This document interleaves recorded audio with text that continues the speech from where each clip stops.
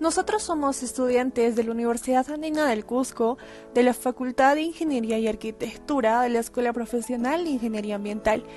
Nosotros el tema que vamos a abarcar es identificación y caracterización de suelos contaminados de la asignatura de contaminación de suelos bajo la guía del docente ingeniero Teodoro Huarhuachipani, cuyos participantes somos Benítez Medrano Ernesto, Calcina Chipana Sofía Nayeli y Peralta Quispe Sasha Alejandra y mi persona Huanca Guzmán Lady Vanessa.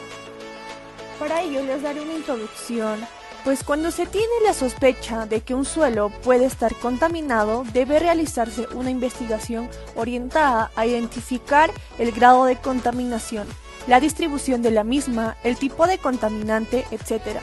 Para ello se debe utilizar una metodología encaminada a la caracterización y muestreo de los suelos en el emplazamiento contaminado, pues se parte de la base de que un suelo está declarado como contaminado cuando se determinen riesgos inaceptables para la protección de la salud humana o en otro caso de los ecosistemas.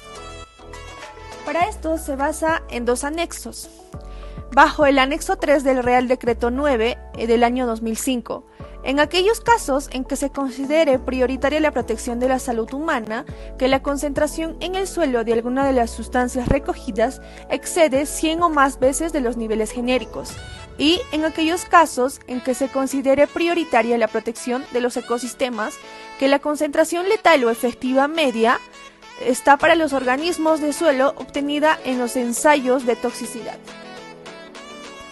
En la caracterización de los suelos potencialmente contaminados, el objetivo fundamental de la caracterización de un suelo potencialmente contaminado es obtener la información general y datos precisos sobre los contenidos en sustancias contaminantes que se han concentrado en el mismo, y pues al mismo tiempo que se comparen los resultados que se obtengan con los niveles de referencia establecidos.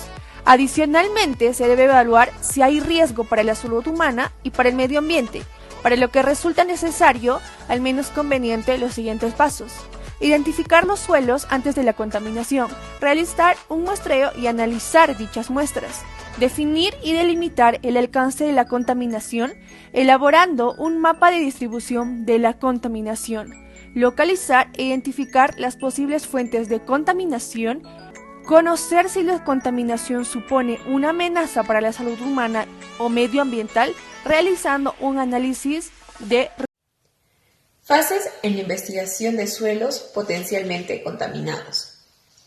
Para completarse la investigación, se debe recopilar toda la información disponible en relación al estudio. En este caso, seguiremos el procedimiento basado en la guía metodológica de Juve, y este consta de dos fases. Fase 1. Reconocimiento de la zona o investigación preliminar.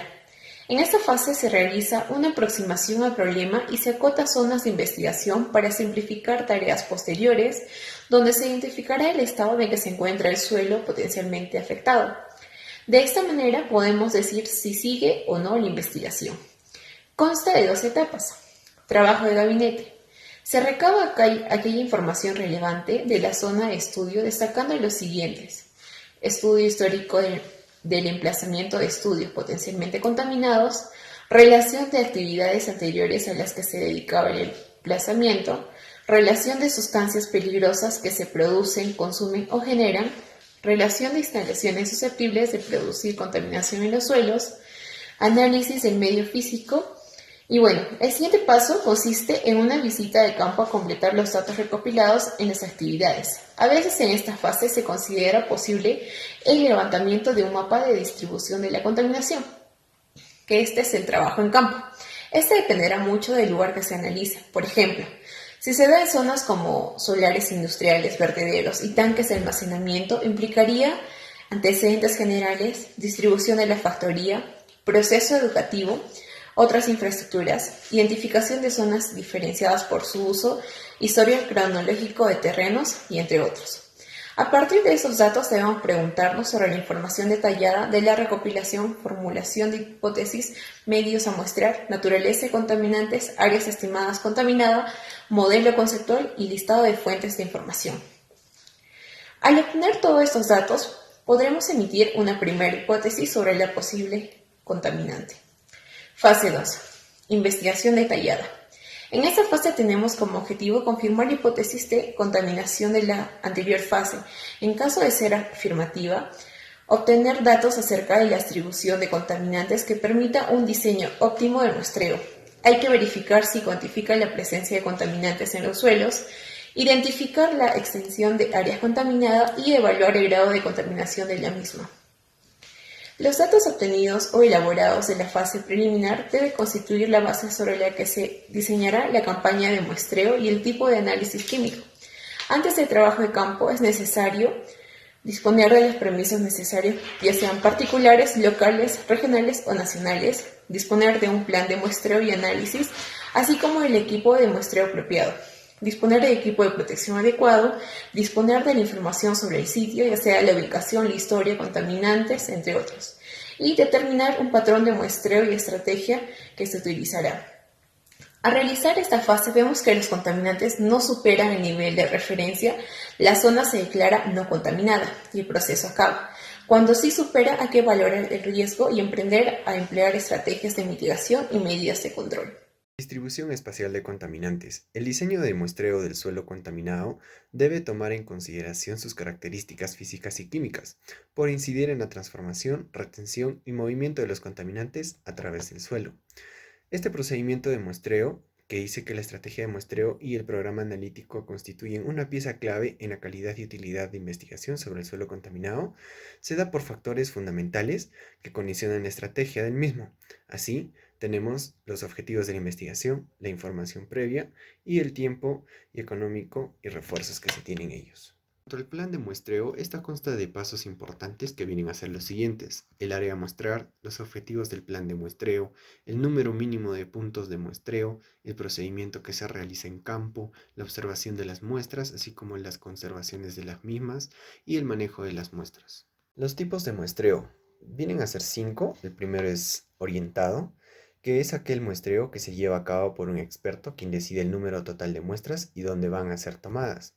El siguiente viene a ser el aleatorio, que es el muestreo sometido a criterios estadísticos, tomando en consideración razones de probabilidad, mientras que el muestreo a juicio es aquel que es selectivo y que se establece cuando los elementos son seleccionados mediante un criterio personal y que generalmente lo realiza un experto, particularmente en zonas heterogéneas de pequeña extensión. Mientras que el muestreo aleatorio al azar viene a ser aquel muestreo que se selecciona puntos de muestreo sin ningún criterio definido, es decir, sin relación con alguna variación que pueda ser observada sobre el suelo. Y finalmente tenemos el muestreo sistemático regular, que es la toma de muestra que se realiza en intervalos fijos y ordenados, todos estos de tal manera que el muestreo se proyecta previamente en una red de cuadrículas. Número mínimo de puntos de muestreo.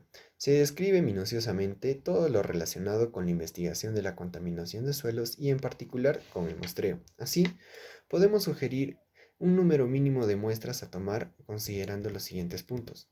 En zonas grandes y de grandes extensiones, mayores a 1000 hectáreas, se realiza una muestra por hectárea, mientras que en zonas de 100 a 1000 hectáreas se realizan alrededor de 16 muestras, y en zonas menores, siendo estas a 100 hectáreas, se intensifica el muestreo según la disponibilidad económica.